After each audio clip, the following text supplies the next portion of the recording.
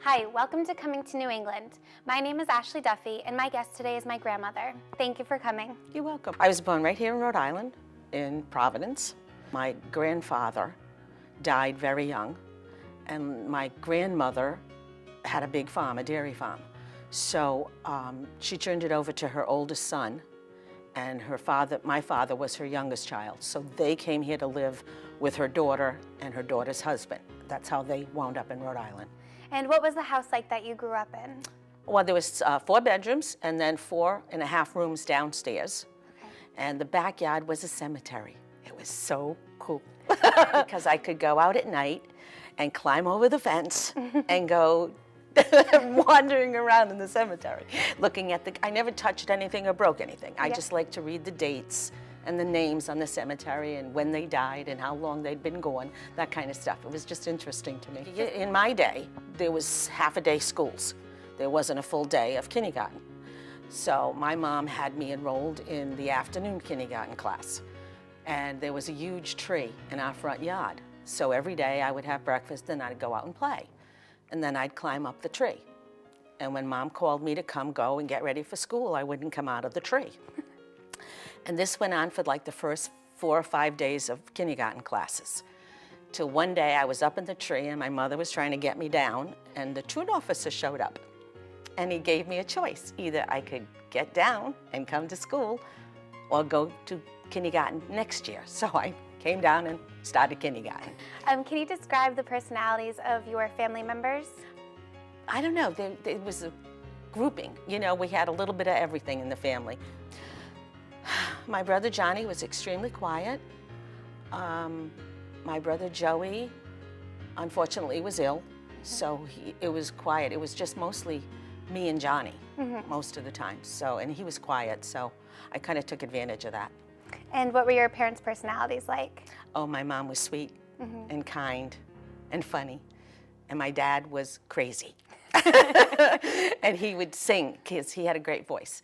And he would go out on Saturday night with his buds, and he'd come home and he'd sing to my mother for the rest of the night. Oh. Of course, I wasn't allowed to sing because I had a terrible voice. Most of the time, my father and my mom were big card players. They loved to play cards. I learned to play crib around 6 years old, and then poker and all kinds of card games. We played every Sunday afternoon. After dinner, we'd sit down and have card games. Oh, I loved to dance. Yep. I used to love to go to proms and dances at school on the weekends, and I loved movies. And did you have any family chores? Oh, yeah. What were they? Sweeping the stairs from the 3rd floor down to the 1st floor, snow plowing in the wintertime, mowing the grass, and washing dishes. And which was your least favorite? Washing dishes, believe it or not. I'd rather be outside doing other things. And your most favorite? I like, believe it or not, I love shoveling snow. Okay. Well, you can come to my house this winter. That's perfect. And did you receive an allowance for the Yes, chores? I did. I got 50 cents a week. And did you spend it Oh, or save absolutely. it? I never saved anything. I spent every dime, every week. On toys, clothes? Food. Food. Believe it or not.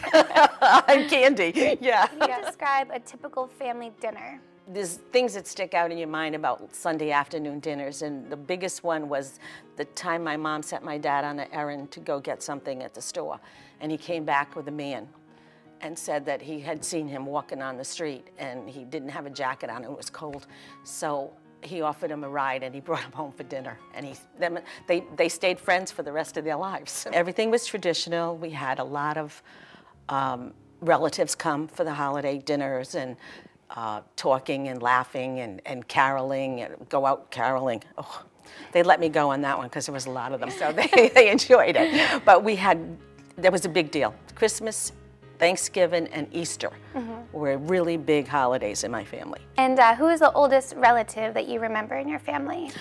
It was my aunt. She lived in Pawtucket. She's the one that brought my grandmother and my father here to live with her, because she was almost 22 years older than my dad. And his father died when he was very young, so she brought them here. And I then became like her granddaughter. So I went there to visit her every weekend. I lived on the Cape with her in the summer because she had a home on the Cape. She was my grandmother, basically. She got me my first job, believe it or not. My aunt went to the bingo. She loved the bingo. And there was a bingo in the Pawtucket Times building in Pawtucket on the 3rd floor. But they didn't have, like now, you go to the bingo and you can get anything you want, including food. Well, you couldn't do that then. So she got me a job across the street at the soda fountain, where I would come from the soda fountain, take orders, go back to the soda fountain and get all of the orders filled, and then bring them up to the people at the bingo, and they would pay me for it. How is the world different today from what you were used to when you were a child? Well, it's not as safe as it used to be. People aren't as friendly as they used to be. And there's a lot of, I don't know, back and forth with people nowadays that didn't happen when I was a kid. I mean, if my mom wasn't home when I got home from school, the lady next door would take me in the house and say, here, come and have some milk or juice or whatever, and wait till mom got home. I don't think people would ever do that today. I've lived in my neighborhood for 30 years. And other than a hello, how are you, and their names, there's no real connection anymore like there used to be. So I think it's a lot different than it was. When the street lights went on, you had to be home.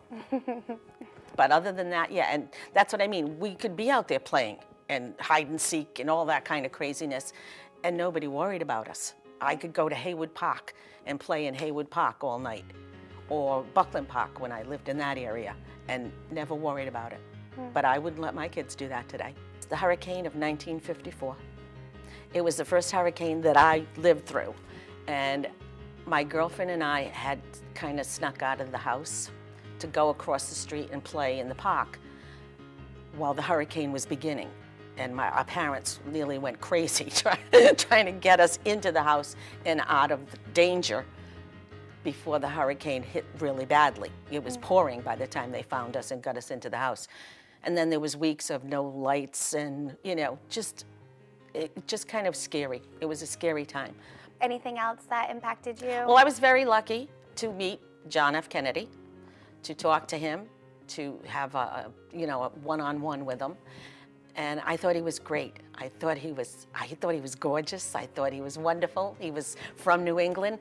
I thought he was one of the best things that ever happened to this area. And then unfortunately he died. And I was sitting there watching it when it happened on TV.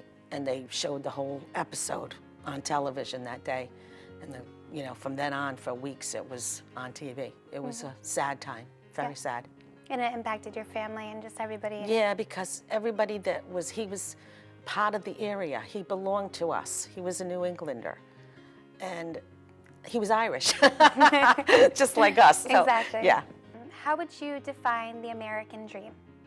It was anything. You could be anything, do anything. All you had to do was work at it and try. Today, I'm not so sure it works that way anymore. I think that's kind of sad too. But it's still there. I know people that do it all the time, people that make wonderful things happen, and they work hard to do it. But it is different. The world is a lot different than it used to be. Well, thank you so much for coming in today, Grandma. Oh, thank you for having me. It was fun.